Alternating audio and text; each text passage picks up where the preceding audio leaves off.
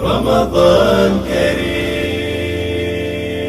रमज़ान करीम, मुबारक अलैकुम शहर। पहला सवाल, क्या ईद एक दिन मनाना सबके लिए ज़रूरी है? ये भी मालूम है दीगर आप जैसे फ़ुक़हात के लिए ये मसला ऐसा नहीं है कि आपको मालूम ना हो। देखें, ये हर साल का मसला है और हर साल की मुश्किल भी है, इसलिए, और मैं हर साल बोलता भी हूँ, तो फिर एक मौका दिया खुदा ने और डॉक्टर साहब ने, तो फिर बोल रहा हूँ। अर्ज़ खिदमत ये है कि जहाँ तक सवाल का ताल्लुक़ है कि सबका एक साथ ईद मनाना वाजिब है और ज़रूरी है, तो जवाब तो इसका रोशन है कि जी नहीं, सबका एक साथ ईद मनाना ज़रूरी नहीं है। ये एक। तो फिर क्या करें? सबसे आसान चीज़ जो है वो ये है कि आप ये करें कि जिसकी आप तक़लीद में हैं उसको फॉलो करें। अगर आपके मर्जा के नज़दीक चाँद साबित हो जाए तो ईद मनाएं। मनाना वाजिब है इसलिए कि उस दिन का रोज़ा हराम है आप पर।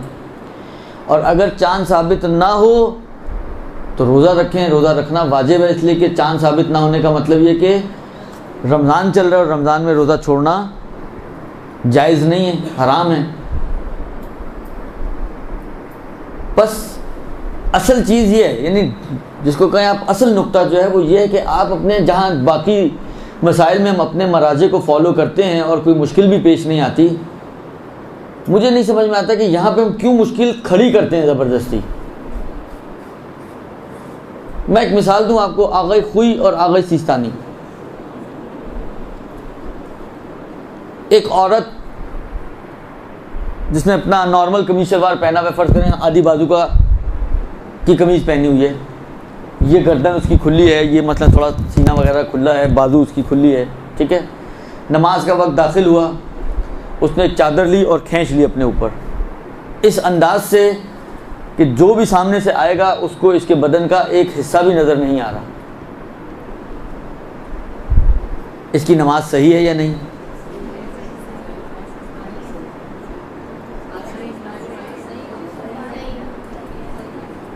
आगा खुई के हिसाब से सही है। आगा सिस्तानी एहतियात वाजिब लगाकर मना करते हैं। दुरुस्त।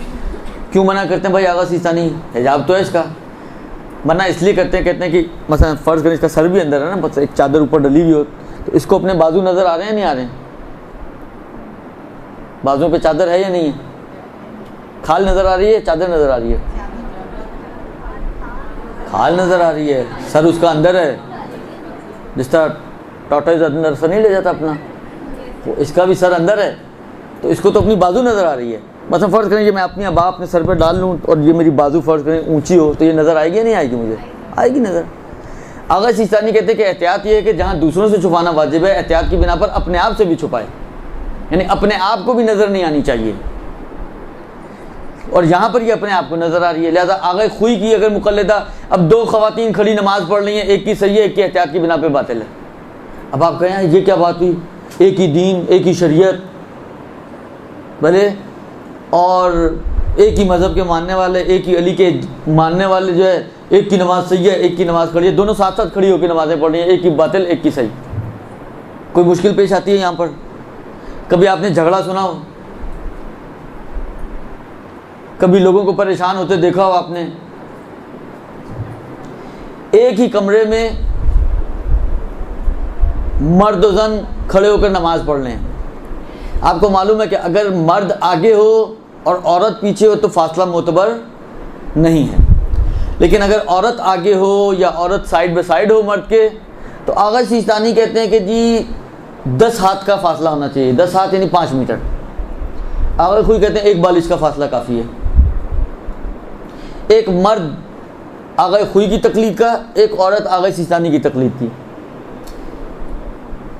जहाँ जगह मिली मर्द को, औरत के साइड में मिली, उसने 1 बालिश नापी और खड़ा हो गया। इसकी नमाज सही है या बातिल?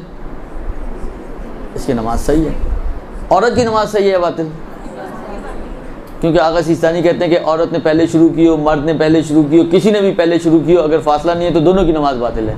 अल्लाह आगा सिस्तानी से पूछेंगे तो आगा सिस्तानी कहेंगे इसकी नमाज बातिल है। हाँ, लेकिन ये तो आगा सिस्तानी का मुक़ल्लिद नहीं है ना, ये आगा खुई का मुक़ल्लिद है। आगा खुई से पूछे कहेंगे इसकी नमाज़ सही है, लिहाजा इसकी नमाज़ सही है, इसकी नमाज़ बातिल है। कितने झगड़े होते हैं हमारे माशरे में इस मसले के ऊपर, कोई झगड़ा नहीं होता।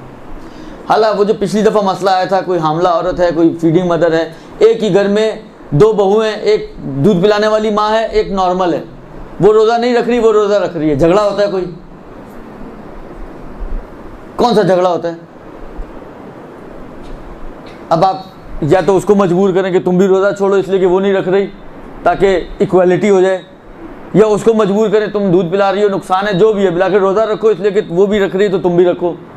होता कभी ऐसा?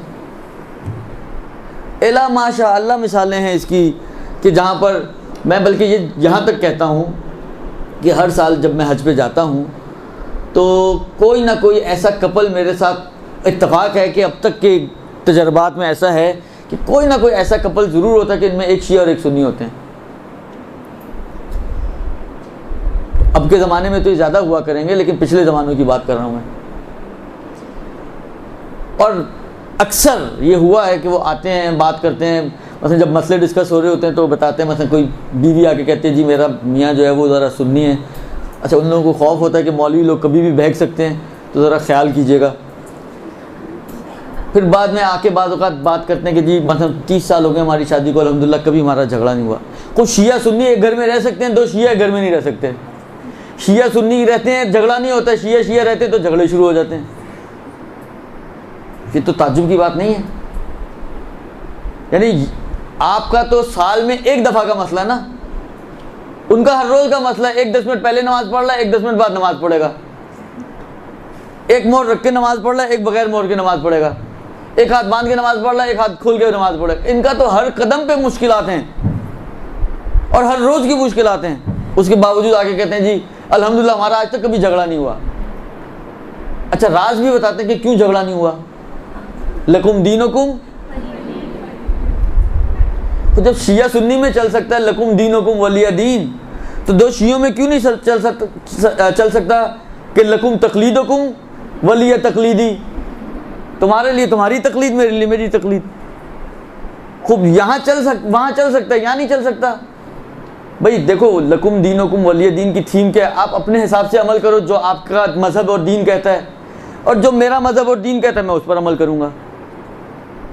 खूब लकुम तकलीदी व ली तकलीदी, उसका भी थीम यही है कि आप अपनी तकलीद के हिसाब से अमल करो, जो आपका मर्ज़ कहता है आप उस पर अमल करो, जो मेरा मर्ज़ कहता है मैं उस पर। तो क्यों झगड़ा होगा यहाँ पर? मसलन कोई आए तो रिवायत आई है कि जनाब सब एक ही दिन सवैयाँ खाएं। आपने कहीं डॉक्टर साहब माशाल्लाह काफ़ी ततब्बो वाले आदमी हैं और काफ़ी उनका इल्मी दायरा वसी है माशाल्लाह से, तो आप उनसे ज़रा इस्तिफ्ता करें, कोई ऐसी रिवायत आपने देखी कि एक ही दिन सवैयाँ खाना बेहतर है या मुस्तहब है या रिकमेंडेड है कि ईद की सवैयाँ एक ही दिन खाएं सब लोग? सही है, मेरे लिए आज ईद साबित है, मैंने आज सवैयाँ खा ली, आपके लिए कल साबित है आप एक दिन लेट सवैयाँ खा लेंगी, बिलाखिर होगा क्या? इससे क्या होगा? सवैयाँ तो आपको भी मिल ही गई ना, फिर झगड़ा किस बात का है? ना मिले, ख़त्म हो जाए तो झगड़े भी आप बनाने भी खैर आप ही लोगों ने होती हैं, तो दोबारा बना लें। अगर ख़त्म भी हो गए तो कौन सा मसला है, दोबारा बना लें। ये पानी और बिजली तो नहीं है कि नापदीद हों, ये तो आप करियाने की दुकान पर जाएंगे बहुत सारी सवैयाँ आपको मिल जाएंगी। तो कहने का मकसद ये है कि इंसान इतना रीज़नेबल होना चाहिए कि जब हर जगह पर उनका लकुम दीनुकुम वलिया दीन चलता है तो यहाँ पे भी चलाना चाहिए उनको। यहाँ पर भी असल, मैंने कहा ना कि असल टिप यही है कि आप अपने वजीफे पर अमल करें, वो अपने वजीफे पर अमल करें। जब 2 अपने अपने वज़ाइफ पर अमल कर रहे हैं तो झगड़ा किस बात का है, शोर शराबा किस बात का है? क्यों यहाँ पर आप आके कहते हैं? अच्छा, वहाँ सुन्नी और शिया ये नहीं कहते यार हम बैठ कर एक दफ़ा तय कर लें कि तुम सही हो या मैं सही हूँ, झगड़ा ही ख़त्म हो जाए। यहाँ पर कहते हैं ये मुस्तहिदीन बैठकर एक दफ़ा तय क्यों नहीं कर लेते?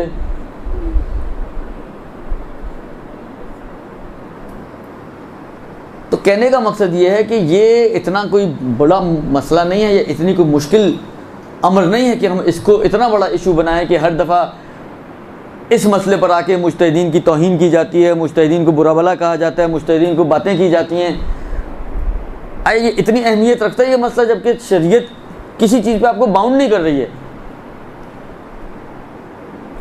शरीयत आपको नहीं कह रही कि आप झगड़ो एक दूसरे के साथ, मगर हम इसी को बेस बनाकर दीन और मज़हब का मजाक बनाएं। ये तो एक चीज़, ये तो असल जवाब तो यही है। अब इसके खांचे, आपको बहुत दिल चाह रहा है कि नहीं जी, बाज़ लोग होते हैं ना, उनका मुख माफ़ी, उनकी समझ में कोई चीज़ आती नहीं है, जितना मर्जी उनके वो भैंस के आगे बीन बजाना और उनको समझाना एक ही बात है। ऐसे भी लोग होते हैं माशरे में।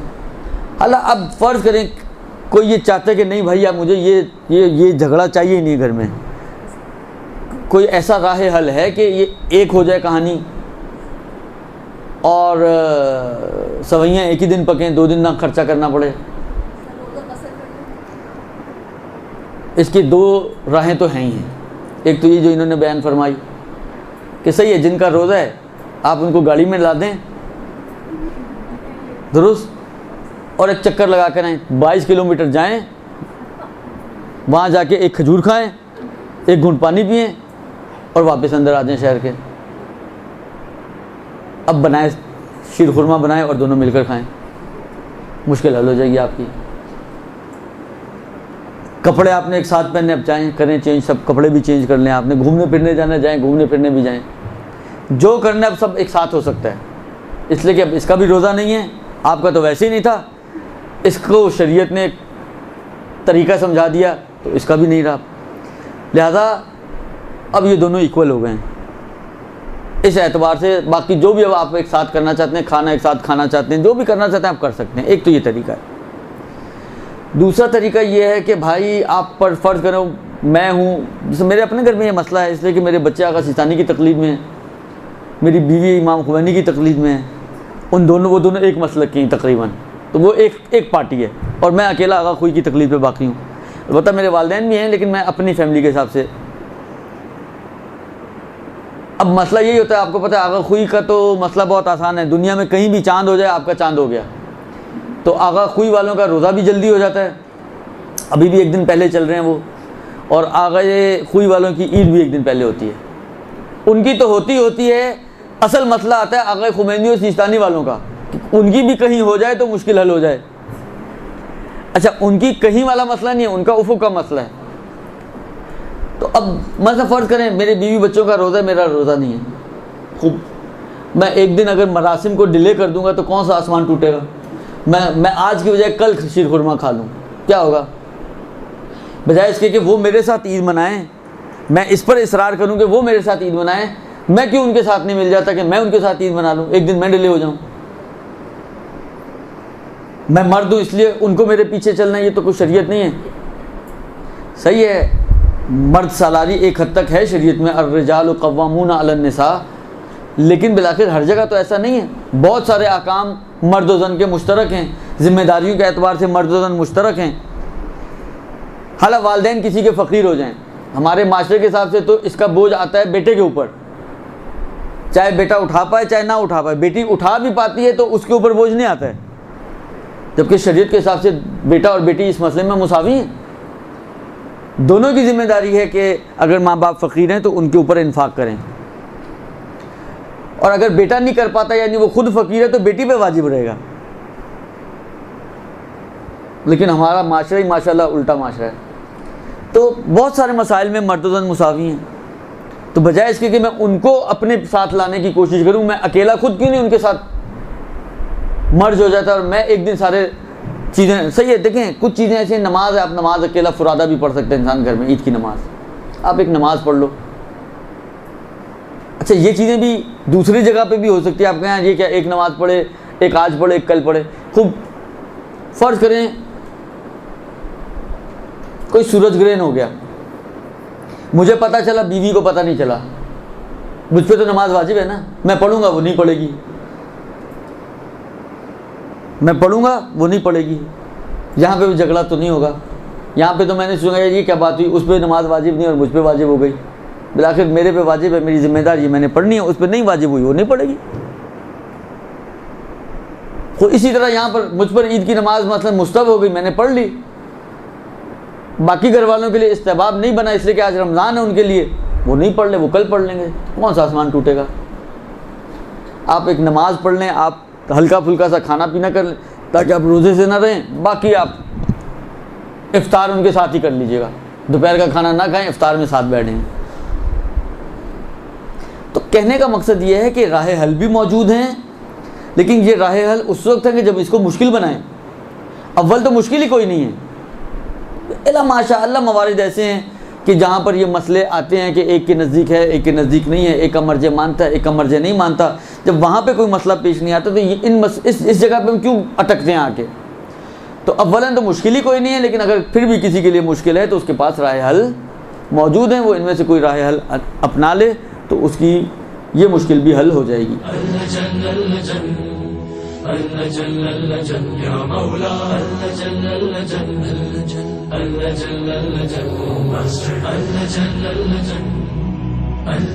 या साहिब समा